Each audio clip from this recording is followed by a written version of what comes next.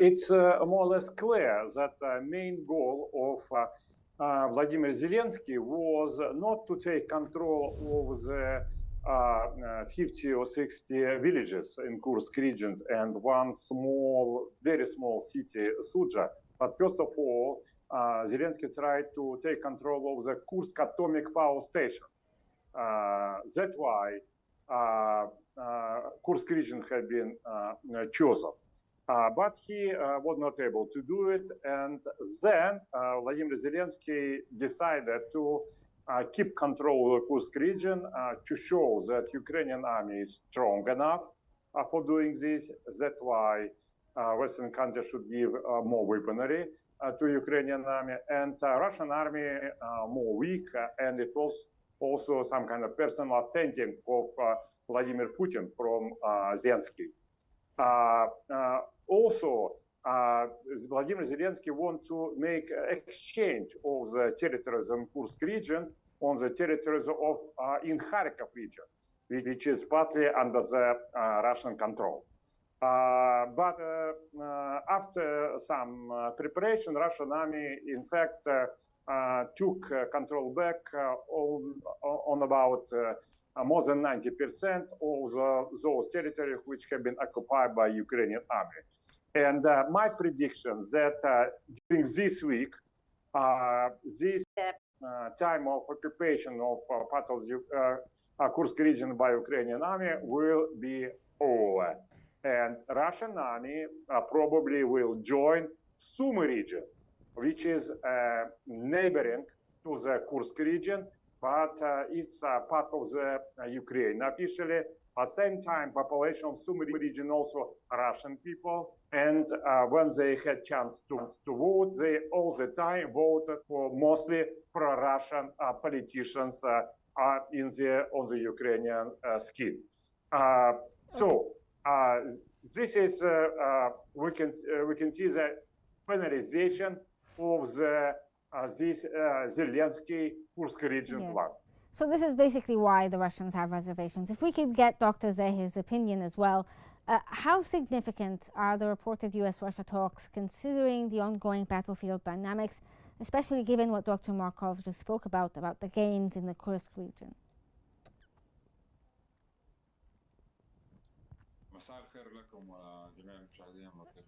Good morning to you and to the viewers and the honorable guest. I think these are very important talks to end this ongoing conflict for 3 years. All kinds of weapons and arms have been used. A high volume of rockets in the Russian and Ukrainian territories. This is the historical moments with the United States administration wanting to end the conflict between Russia and Ukraine, but there are a lot of obstacles and challenges. The Ukraine wanted to place a heavy military existence in Kursk to be a negotiating card.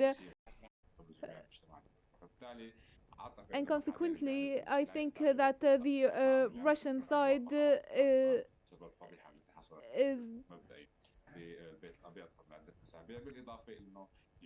In addition, the Ukrainian army is now struggling and will not be able to keep up the military operations.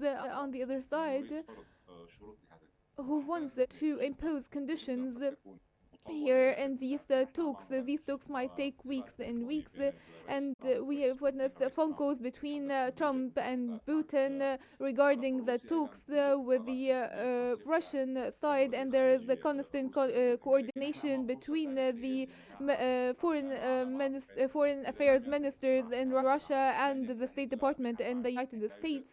The United States does not want this to lead to a third world war. Russia will not take any strategic defeat, and that's why they are trying to mobilize more nuclear weapons. In addition, we are facing a different issue. Russia, the international community will not accept Russia expanding its military operation in Ukraine. So that's why we here all parties are trying to reach some sort of balance. It's highly sophisticated and complicated. And this is a very complex scene. There's the European Union, there's Russia, the United States, different parties with different visions. The United States is taking a lot of interest in post-war agreements and in economic investment agreements, but on the front war there is no agreement reached yet. There are 10,000 European troops that are called the protected troops now being deployed. I think this will be a topic of discussion, and this will take weeks to reach the desired truth. Mm-hmm. Well, if we could get Dr. Markov's opinion on this, I don't know if you caught what Dr. Zeh was talking about. He talked about the idea that, the international community will not accept, Russians' further incursions into the Ukrainian territories and accepting it as is. With the US-Russia talks ongoing, what are the Kremlin's non-negotiable terms when it comes to the ceasefire? And does this include the land gains that that the Russians have made in the Ukrainian territories? First of all, Russia don't regard that Ukraine is a sovereign country, because from a Russian point of view, Ukraine is neo-colony, and Russia don't regard that Vladimir Zelensky... But the international community regards it as a separate entity and a separate country. International community recognizes that juridically Ukraine is a sovereign country, but in fact, politically, Ukraine is neo-colony, and this is shared by everybody, including those who say, repeat 1,000 times that Ukraine is independent. They know very well with themselves that Ukraine is not independent, but they are lying directly that Ukraine is independent. Ukraine is neo-colony of the Western coalition. Western coalition now split. On one side, we see European Union and Great Britain who want to continue this war against Russia, and United States who want to stop this war against Russia. We regard this war as proxy war of Western coalition against Russia. And the main goal of Russia in such conflict is to stop formation of anti-Russia on the territory of Ukraine by Western countries, by Western coalition. Because we regard this as exactly what Western countries doing. They're doing by terror during more than 10 years, anti-Russians from Ukrainians and anti-Russia from Ukraine. They want to make a relation between Russia and Ukraine as between Jewish and Palestinians, as between Pakistan and India. It's what Russia does not agree. Russia say that the real solution of Ukrainian crisis is coming back to democracy. Because now, we stress it many times, no democracy in Ukraine. It's a authoritarian repressive regime, combination of neo-colony and personal power of Vladimir Zelensky. And the main dictator of Ukraine is intelligence service of Great Britain and partly even United States, even under the Donald Trump. So, solution is to give Ukraine back to democracy, because Ukrainians want to live in peace, but Western countries use terror and violence to demand Ukrainians to fight against Russians. And issue of territory, it's second issue. Most important is the political system of Ukraine. Also, it doesn't matter who will be the president, Zelensky or somebody else. It's absolutely not matter. The matter is that system of terror, which mostly use neo-Nazi organization, should be stopped, and free and fair elections should happen. And I would say a very simple example, which understandable for everybody. Why Ukraine is not democracy? Very easily. Former Ukrainian President Viktor Yanukovych, which can be overthrown during the military putsch in 2014, not able to take part in elections.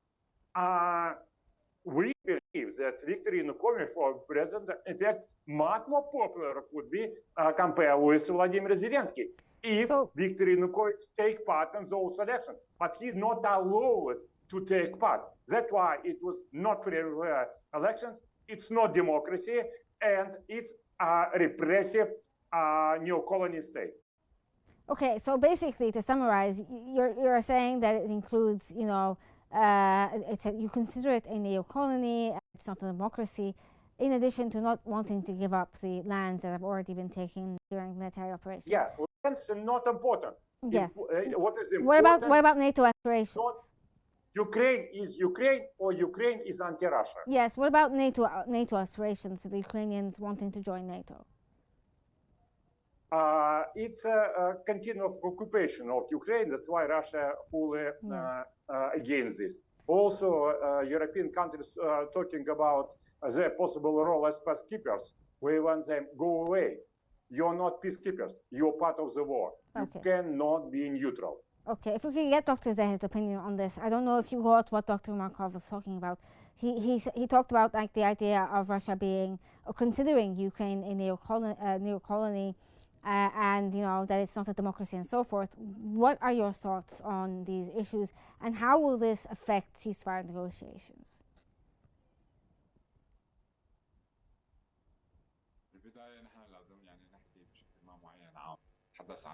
First, we talk about colonies, the military bases. There are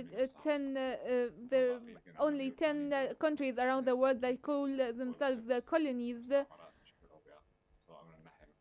Whether economically or military-wise, the same with the classifying regimes, whether dictatorships or democracies. I think it's very difficult to classify. For instance, the NATO states, including Germany, for instance, they were colonies for the United States, military-wise. So it's very clear the Russian request is to liberate Ukraine from this colonization.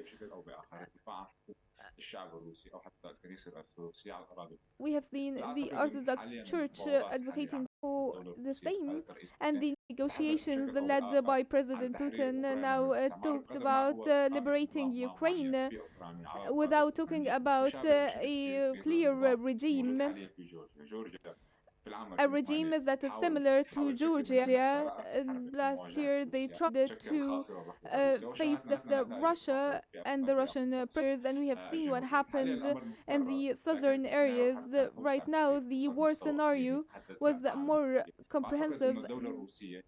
The Russian state talked over and over about regarding that there are no obstacles impeding an economic coalition, but the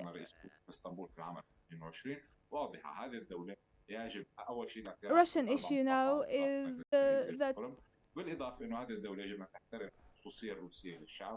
مكانة اللغة الروسية كلغة ما معينة. هذا الشيء موجود في عدة دول بالعالم. على سبيل المثال اللغة الرسمية في كندا ليست لغة واحدة.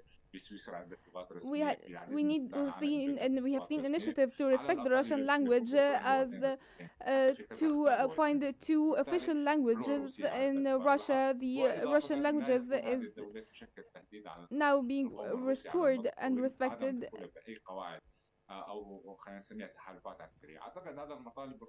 I think that these Russian requests on the official front يؤدي إلى هذه العملية هو مسار صعب، لأن الأطراف الأوروبية لا ترغب بشكل أو بآخر بأخذ بعين الاعتبار بهذه الأوراق أو النقاط اللي هي كانت مسودة موجودة في اسطنبول. I apologize, Dr. Dr. Markov, if we can get your opinion, because we're almost out of time here. How does Russia reconcile its stated desire for peace with the continued drone strikes reported by Ukraine? Russia wants peace very much, because from our point of view, Ukraine part of the Russia, and it's politically neo-colony, Juridically, it's independent, but culturally and by civilizationally, Ukraine is part of the Russia during 1,000 years. And something about 75% of the population in Ukraine, they are Russians. They speak Russian language and they're part of the Russia during 1,000 years. So Russia wants to stop this war. But because the decision is making not by Vladimir Zelensky, but by Western leaders. And we know from the experience of two previous ceasefires, means one agreement means two agreements, that this ceasefire could be only used for strengthening of Ukrainian army and for preparation of Ukrainian army for the next stage of the war, more big war. That's why Russian suggestion that any ceasefire should stop catastrophic development on the same way which we already had after Minsk I and Minsk II agreement. That's why Russia suggested very simple things. During this ceasefire, Western countries should stop supplying of Ukrainian army by weapons, and Ukraine should stop a violent mobilization to the Ukrainian army. And thirdly, Western countries should stop training of the Ukrainian soldiers. So if Western countries agree with this, Russia can sign a ceasefire very quickly. Okay, if we can get Dr. Zahir's opinion, how do you see, or how does the European coalition support influence Russia's calculations when it comes to this conflict?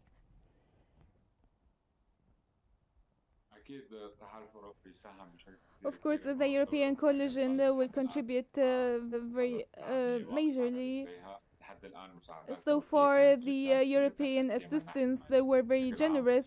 In general, the European assistance played an integral part to balance the general budget and to support the public servants in Ukraine.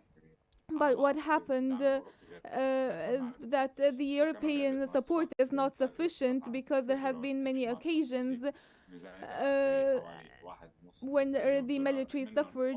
Now that's why Ukraine is trying to join the NATO because the NATO budget is 1/3 the military US military budget. That's why we have seen in the negotiations that took place in the White House to stop and cut the military support and the logistical support